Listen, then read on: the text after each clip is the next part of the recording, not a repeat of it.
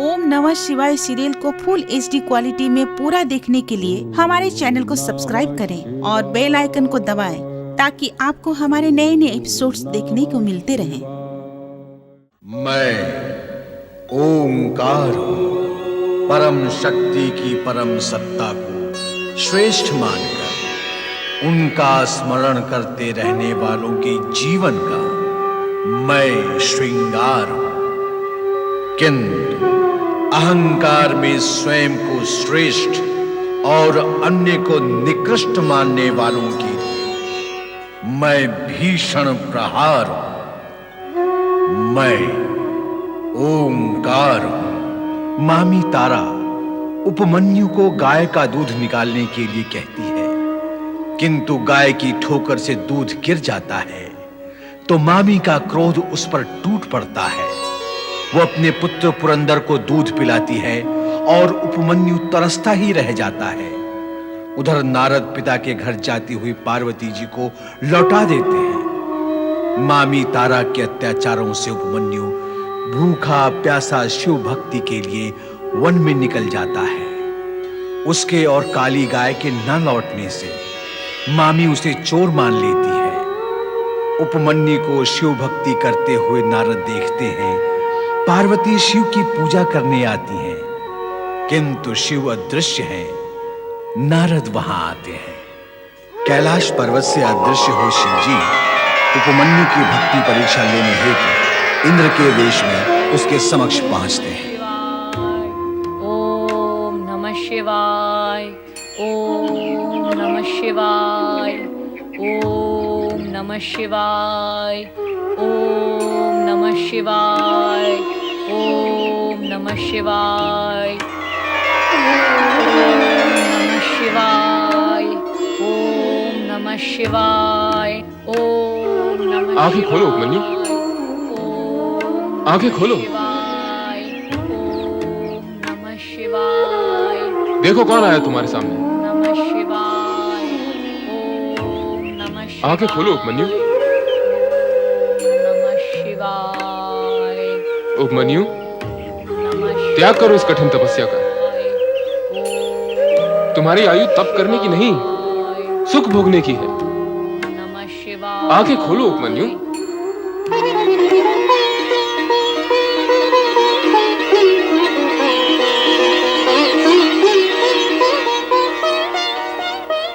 प्रिय उपमन्यु, मैं तुम्हारी दरिद्रता दूर करने आया हूं। तुम्हें स्वर्ग का सुख प्रदान करने आया हूं। ऐसा सुख जिसकी तुमने कभी स्वप्न में भी कल्पना नहीं की होगी। आप स्वर्ग के राजा इंद्र महाराज हैं? हाँ, स्वर्ग का अधिपति देवराज इंद्र हूं मैं। आपको अनेकानेक प्रणाम। पर इंद्र महाराज, मैंने न तो आपकी आराधना करके आपको बुलाया और न स्वर्ग के सुख की कामना की है। फिर क्यों आप मेरी आराधना में विघ्न डालने आ गए हैं? क्या मैं तुम्हारी आराधना में विघ्न डालने आया हूं? अरे भोले बालक, मैं तो तुम्हारा हित करने आया हूं। पर ये तो बताओ कि तुम आराधना किसकी कर रहे हो? देवों के देव भोलेनाथ भगवान शिव की। अरे अरे अरे अरे, उस भभूतधारी भूतनाथ की आराधना कर रहे हो तुम? इंद्र महाराज, मैं यदि कहूं कि बड़ों का नाम बड़े आदर से लेना चाहिए तो आपको लगेगा यह बालक बड़ों के सामने बड़ी बातें कर रहा है। आप तीनों लोकों में पूजे जाने वाले भगवान शिव का नाम छोटे मन और खोटे शब्दों से ले रहे हैं। अरे, बालक होकर बड़ों की भांति तर्क करता है। सत्य को समझने की ना तेरे पास आयु है ना अनुभव, फिर ज्ञान कहां से होगा? मैं तेरा हित सोच रहा हूं बालक। मेरा हित सोचने के लिए भगवान शिव को अपशब्द कहना क्या आवश्यक है इंद्र महाराज? नहीं उपमन्यु, उन्हें अपशब्द कहना मेरा अभिप्राय नहीं। मेरा अभिप्राय तो केवल इतना है कि तुम्हें यह ज्ञान दे सकूं कि शिव की आराधना में अपना समय नष्ट न करो। तुम्हें तनिक भी लाभ होने वाला नहीं है। तुम स्वयं सोचो, जिसके पास भभूत के अतिरिक्त अन्य कुछ भी नहीं है, वो तुम्हें क्या देगा? देने लेने का विचार तो व्यापारी करते हैं इंद्र महाराज, आराधना करने वाले आराधक नहीं। मेरी माता और स्वर्गीय पिता ने मुझे यही ज्ञान दिया है कि इस जगत में शिव से श्रेष्ठ अन्य कोई वरदाता है ही नहीं। और माता पिता का दिया हुआ ज्ञान कभी असत्य नहीं होता। वो शमशान वासी और श्रेष्ठ वरदाता? किस भ्रम में पड़े हो उपमन्यु? मेरे भ्रम के कारण आप क्यों चिंता में पड़े हैं इंद्र महाराज? अपना भ्रम मुझे प्रिय है। आपसे विलंब प्रार्थना है कि आप यहाँ से चले जाएं और मुझे शिव आराधना करने दें। अरे निर्बुद्धि, तू तो ज्ञान शून्य और अनुभव शून्य है। तुझे तो ज्ञान ही नहीं है कि शिव कभी किसी का कुछ हित नहीं करता। मैं स्वर्ग का सम्राट, देवताओं का राजा, स्वयं तेरे पास आया हूँ तेरे दुख निवारण के लिए, तुझे स्वर्ग ले जाने के लिए, स्वर्गीय सुख सुविधाएं प्रदान करने के लिए, और तू है कि अपनी हट पर अड़ा हुआ है। अरे मूर्ख बालक, बड़े बड़े ऋषि मुनि और ध्यानी ज्ञानी भी निरंतर कठोर तपस्या करने के पश्चात स्वर्ग की एक झलक तक नहीं पा सकते, और मैं तुझे वहां का स्थान और सुख उपलब्ध करवा रहा हूँ। इंद्र महाराज, आप तो अपनी गरिमा भी भूल गए। अब मुझे तो लाज आती है आपसे कुछ कहते हुए। आपको उत्तर देने के लिए यदि मेरे शब्दों में कठोरता आई तो उसका प्रभाव मेरी आराधना पर पड़ेगा। कहो तो, तुम कहना क्या चाहते हो? यही कि आपने मुझे क्या कोई भूखा या लोभी पक्षी समझ लिया है? और क्या आपका स्वर्गीय सुख कोई दाना है जिसे आप बार बार मेरी ओर फेंक रहे हैं ताकि मैं उसे चुग लूं और भगवान शिव की आराधना से विचलित होकर लोभ से भरे आपके सुखजाल में फंस जाऊं? नहीं, ऐसा नहीं होगा। अब आप चाहे रहे अथवा जाएं, मैं अपने आराध्य भगवान शिव के चरणों में जाता हूँ। ओम नमः शिवाय।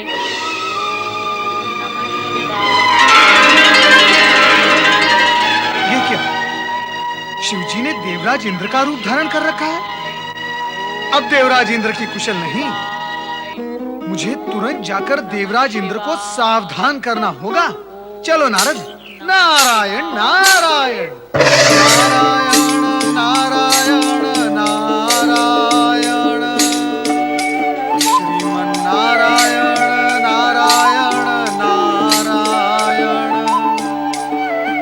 मन तो वाणी को प्रेरित कर रहा है कि कहूं कल्याण भव, किंतु आत्मा का संकेत है कि मिथ्याचरण करके सत्य को प्रकट करना पाप है। क्या कुछ अनिष्ट की आशंका है देव ऋषि? भोग के पश्चात रोग के होने की आशंका ही नहीं रह जाती। रोग का होना यह निश्चित सत्य है, और ये सत्य आप भी जानते हैं देवगुरु। आपका संकेत हमारे। संकोच न करे देवराज। मेरा अभिप्राय आपकी ऐश्वर्यपूर्ण और सौभाग्यपूर्ण जीवन शैली से ही है। मैं तो आपको और समस्त देवगण को बधाई देना चाहता हूं कि विधाता ने आपको कैसा विलासपूर्ण जीवन प्रदान किया है। स्वर्ग का संपूर्ण सुख, सौंदर्य और यौन यहाँ उन्माद है। गीत, संगीत और नृत्य की मादकता यहाँ है। क्या कुछ नहीं, यहाँ सब कुछ है। ये सब तो भोग के साधन है देवर्षि, परंतु आप तो रोग की चर्चा कर रहे थे। हाँ देवराज, भोगी जब तक भोगों को भोगता है तब तक रोग आपस में चर्चा करते हुए भोगियों के समीप आ ही पहुंचते हैं। नारायण नारायण। देवर्षि, आपकी वाणी में व्यंग का भार अनुभव हो रहा है। अभी तक आपको अनुभव ही हो रहा है, क्या नहीं हुआ? देवराज, आप यहाँ विलास में डूबे हुए हैं और वहाँ आपके स्वर्ग पर अधिकार करने का आयोजन हो रहा है। आप किसके विषय में कह रहे हैं देवर्षि? अब क्या बताऊं, और ना बताऊं तो क्यों ना बताऊं? सोचता हूं बता ही दूं, पर क्यों बताऊं? और बताऊं भी तो कैसे बताऊं? बताओ। सदा बताते हैं, वैसे बताएं। सदा जब बताता रहा हूं तो विषय के केंद्र में कोई न कोई असुर अवश्य होता था, पर इस बार क्या कोई मानव है? अरे देवराज, मानव होता तो चिंता न होती। कैसे बताओ देवराज? तो क्या कोई ऋषि मुनि तपस्वी है? देवराज, ऋषि मुनि और तपस्वी आपकी कूटनीति के समक्ष कहां टिक पाए हैं? उन सबके पास तो आपने अप्सराएं भेजकर उनका तप खंडित कर डाला है। नारायण नारायण। दानव नहीं, मानव नहीं, ऋषि मुनि तपस्वी भी नहीं, तो फिर कौन है देवर्षि? कौन है वो जो इस स्वर्ग पर अधिकार करना चाहता है? देवताओं के होने का तो प्रश्न ही नहीं उठता। बताओ क्यों नहीं? वो इसलिए क्योंकि देवताओं को तो स्वर्ग प्राप्त ही है। नारायण नारायण, जिन देवगण को स्वर्ग प्राप्त है उनके अतिरिक्त भी तो अन्य देव हैं। फिर तो त्रिदेव ही हैं। ब्रह्मा, विष्णु और महेश। देवर्षि, क्या इन तीनों में से स्वर्ग का कोई इच्छुक है? ब्रह्मा और विष्णु भी इनके सम्मुख। नारायण नारायण। अब बता भी दे देवर्षि, क्या आप भोलेनाथ की बात कर रहे हैं? आपका अनुमान सत्य निकला देवी सची। देवर्षि, भगवान भोलेनाथ स्वर्ग पर अधिकार करना चाहते हैं। और क्यों? क्यों? ताकि आपका यह अमोद प्रमोद और भोग विलास सदा सदा के लिए समाप्त हो जाए। मुझे नहीं लगता कि भगवान शिव शंकर ऐसा करेंगे। लगता तो मुझे भी नहीं है देवर्षि। नारायण नारायण, अर्थात आपको मेरी वाणी पर विश्वास नहीं देवराज। तो फिर आप स्वयं जाकर देख लें। कहां? विंध्याचल देवराज, विंध्याचल।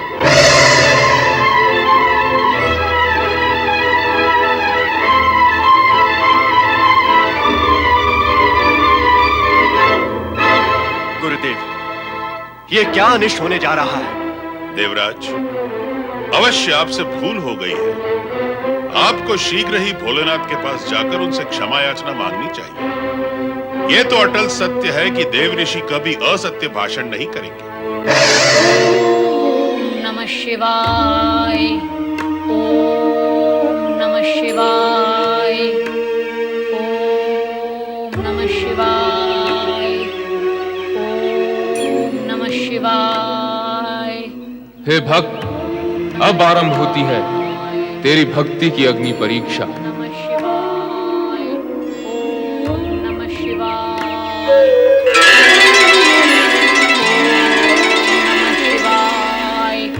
ओम नमः शिवाय। अब भी समय। अरे अज्ञानी, मान ले मेरी बात, त्याग दे शिव का विचार। नहीं, प्राण त्याग सकता हूँ, किंतु भगवान शिव का विचार और भक्ति नहीं त्याग सकता। भोलेनाथ मेरे वेश में, हाथ में गदा, वस्त्र भी मेरे ही जैसे। क्या कारण हो सकता है इसका? अंतिम बार विचार कर ले अज्ञानी बालक, मैं तुझे स्वर्ग का स्वामी बना सकता हूं।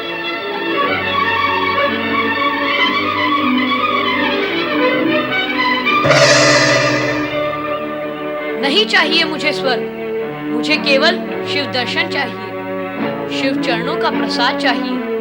बोलो, दिला सकते हो?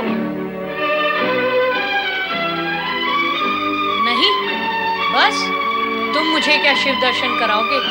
मैं स्वयं शिव को प्रसन्न करूंगा। ओम नमः शिवाय, ओम नमः शिवाय,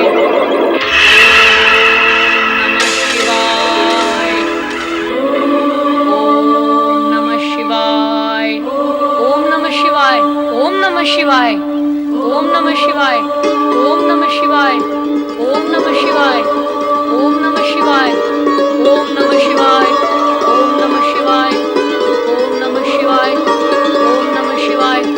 ओम नमः शिवाय, ओम नमः शिवाय, ओम नमः शिवाय, ओम नमः शिवाय, ओम नमः शिवाय, ओम नमः शिवाय, ओम नमः शिवाय।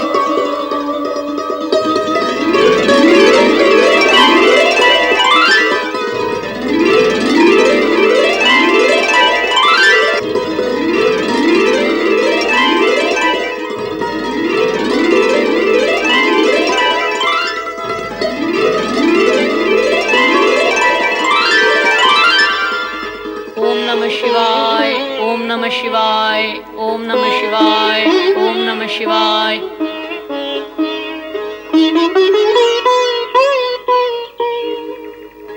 ओम नमः शिवाय, ओम नमः शिवाय, ओम नमः शिवाय, ओम नमः शिवाय, ओम नमः शिवाय, ओम नमः शिवाय, ओम नमः शिवाय, ओम नमः शिवाय, ओम नमः शिवाय। माता पार्वती, मां भगवती, कहां हैं आप? मेरा कष्ट दूर करें मां भवानी, मेरा कष्ट दूर करें।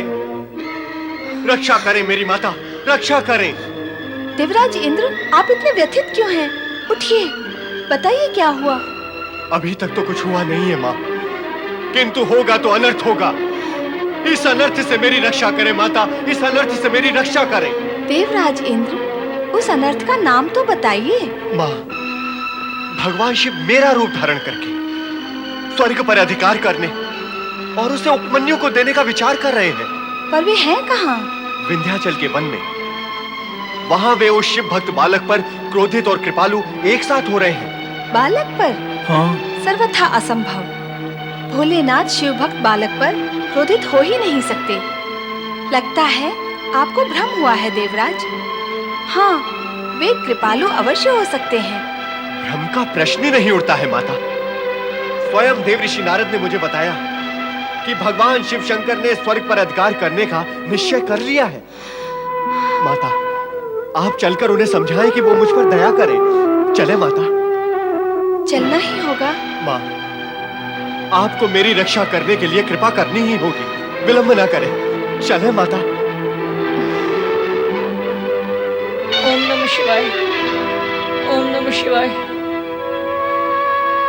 हे शिव भगवान, मैं आपकी शरण में आया हूँ। मुझे जितना आता है, जैसा आता है, मैं आपका नाम ले रहा हूँ, आपको पुकार रहा हूँ। मैं तो माँ को भी माँ कहकर पुकारता हूँ तो वो आती है। आप भी शिव हैं, ओम है। मेरी पुकार सुनो, मुझे दर्शन दो भगवान, मुझे दर्शन दो। तुम तो सारे जगत के पिता हो। मैंने सुना है कि माता पिता तो बालक की एक पुकार पर दौड़े चले आते हैं। फिर आप क्यों नहीं आ रहे? क्या मुझसे अप्रसन्न है? बोलो भगवान, बोलो बोलो जगत पिता, बोलो। अरे हठधर्मी बालक, तू फिर विचार कर ले। तुझे स्वर्ग मिल सकता है, तेरी माँ और तेरे पूर्ण परिवार को स्वर्ग सुख मिल सकता है। आप यहाँ भी आ गए?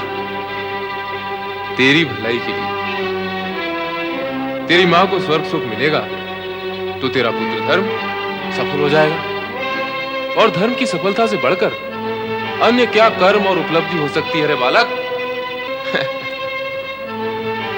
धर्म और कर्म का ज्ञान तेरे जीवन को सुखी बनाएगा। नहीं नहीं नहीं, मुझे धर्म कर्म जानना भी नहीं है। मुझे केवल शिव दर्शन चाहिए। शिव दर्शन, शिव दर्शन।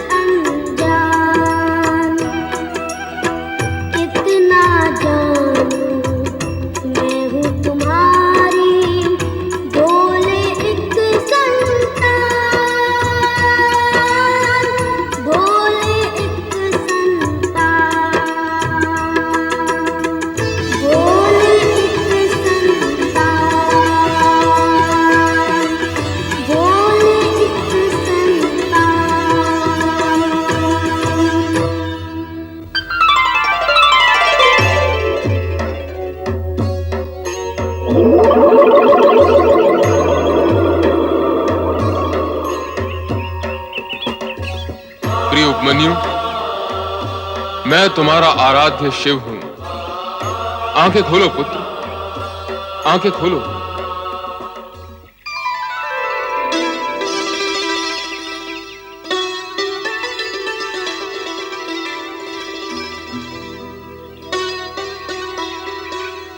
प्रभु, मेरे भोलेनाथ।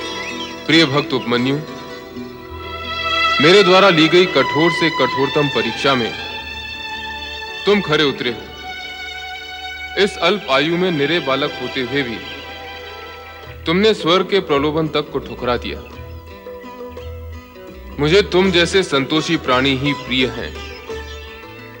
मैं तुमसे अत्यंत प्रसन्न हूं। तुम्हारा नाम नैष्ठिक शिव भक्तों में अमर रहेगा। भोलेनाथ की जय हो। आओ पुत्र उपमन्यु, पितृभाव से मैं तुम्हें हृदय से लगाने के लिए उत्सुक हूं। प्रभु, आओ पुत्र उपमन्यु।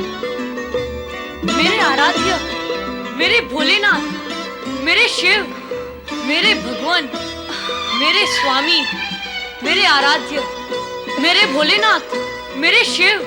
मैंने कहा था ना देवी कि तुम्हारा पुत्र वियोग शीघ्र ही समाप्त होगा।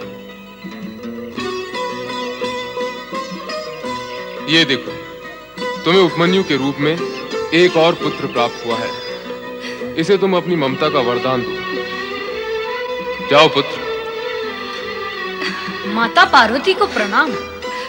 पुत्र उपमन्यु,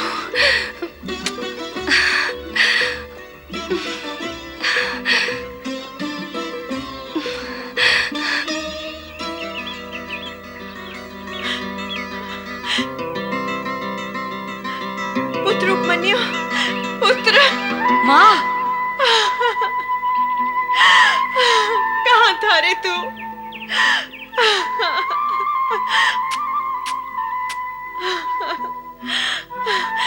तूने मेरा स्वप्न साकार कर दिया पुत्र। स्वयं भगवान शिव और माता पार्वती ने तुझे अपना पुत्र स्वीकार किया है। अरे, शिव और पार्वती की जो कृपा तुझे प्राप्त हुई है वो तो देवगण भी प्राप्त नहीं कर सकते। देव तुल्य संपदा प्राप्त कर ली तूने पुत्र। देवराज, आज तो आप प्रसन्न मुद्रा में हैं, किंतु इससे पूर्व जब आप आए थे तब आपके मुख पर भय और चिंता व्याप्त थे। भगवान, एक तो देवर्षि नारद की सूचना, तत्पश्चात स्वयं मैंने सुना था कि आप उपमन्यु को स्वर्ग का स्वामी बना रहे हैं। उसे स्वर्ग का स्वामी बनाने के लिए स्वर्ग के पूर्व स्वामी अर्थात मुझसे स्वर्ग का हरण होना भी तो आवश्यक होता। इसीलिए मैं दुविधा की स्थिति में था। सत्य तो यह है देवराज कि नारद ने आपको भ्रमित किया और आप यहां चले आए, किंतु जो कुछ आपने देखा और सुना वो भी सत्य नहीं था। समझ गया भोलेनाथ, वो सब आपकी लीला थी। उपमन्यु की परीक्षा और आपकी लीला का ज्ञान उस समय मुझे नहीं हो सका था। भगवान, मैं अपने अज्ञानपूर्ण आचरण के लिए लज्जित हूं और क्षमा याचक भी। भोलेश्वर, मुझे क्षमा करें।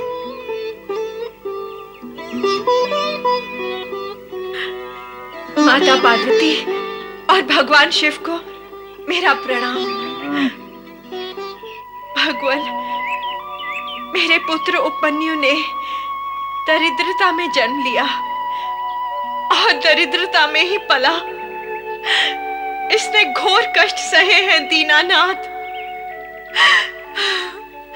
सुख के नाम से तो कभी इसका परिचय ही नहीं हुआ। दूध पीने की इसकी इच्छा मैं कभी पूरी नहीं कर सकी भगवान।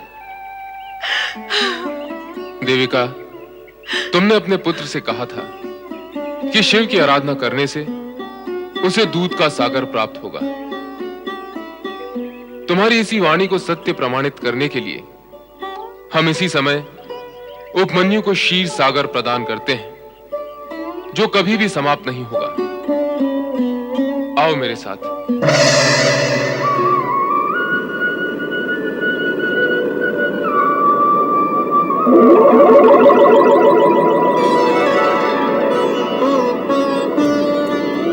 इस विशाल क्षीर सागर के दूध से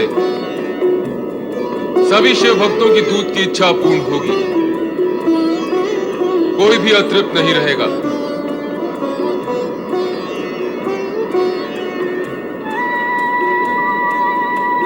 पुत्र, मैं तुम्हें अक्षय वरदान देती हूँ कि तुम चिर कुमार रहकर शिव भक्ति तथा ज्ञान के प्रकाश द्वारा जन जन में भक्ति और सद्भावना का प्रचार प्रसार करते रहोगे।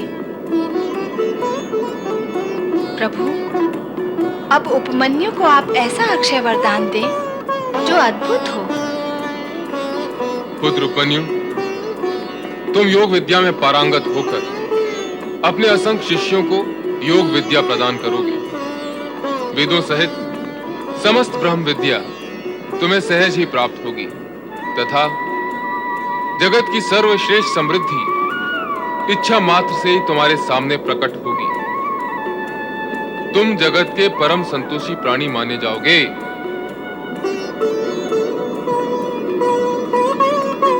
प्रभु, आपकी कृपा के अतिरिक्त अन्य मुझे कुछ भी इच्छा नहीं है।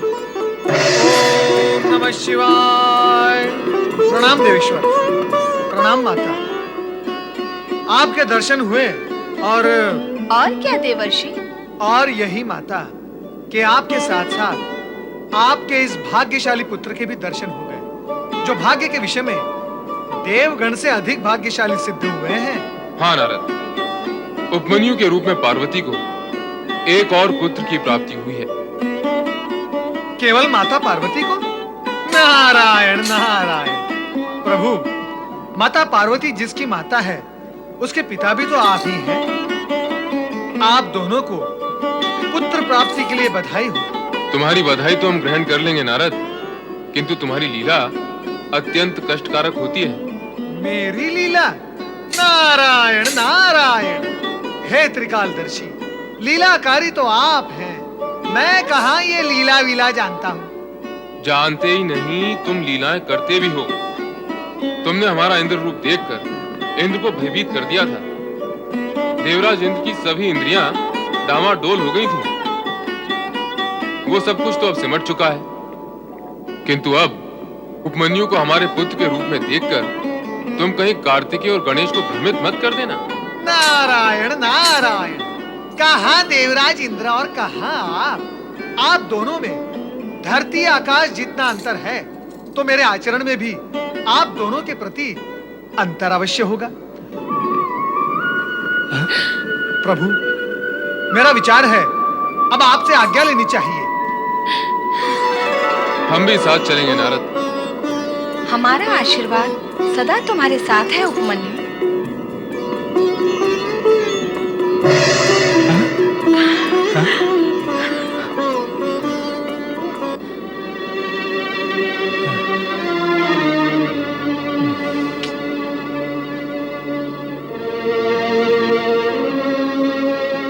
हमें क्षमा कर दो बहन। मैंने तुम्हें कभी भी कष्ट देना नहीं चाहा, फिर भी मैं तुम्हारा दोषी हूँ। मुझे क्षमा कर दो बहन। नहीं भाई, सारा दोष तो मेरा है, अपराधिनी तो मैं हूँ। तुम दोनों को मैंने बहुत दुख दिए हैं। अपने पिता की संपत्ति पर गर्व करके आप सब लोगों का मैंने अपमान किया। मुझे क्षमा कर दो देवी का बहन, मुझे क्षमा कर दो।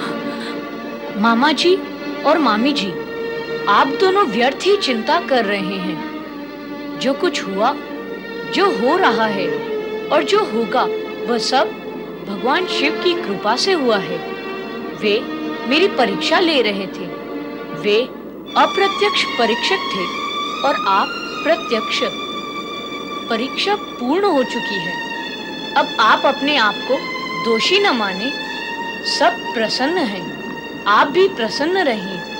मेरी तो भगवान शिव से यही प्रार्थना है कि आपको भी वही सुख संपत्ति प्राप्त हो जो आपको कभी सुलभ नहीं हुई।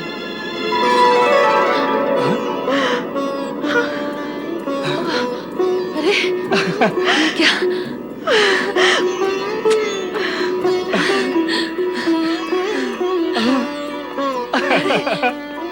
तो राजा रानी बन गए और अपना बेटा राजकुमार।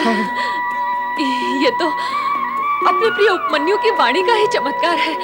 बहन देविका, उपमन्यु के कारण हमें दूर से भगवान भोलेनाथ और माता पार्वती के दर्शन भी हुए और ये वैभव भी। हमारे लिए सुख वैभव की इच्छा कर हमें सब कुछ प्रदान करने वाला स्वयं इस साधु वेश में क्यों? इसलिए मामी, अब मैं और माँ आश्रम बनाकर भगवान शिव की आज्ञानुसार ब्रह्म विद्या का प्रचार करेंगे। ओम नमः शिवाय। ओम नमः शिवाय। ओम नमः शिवाय। ओम नमः शिवाय।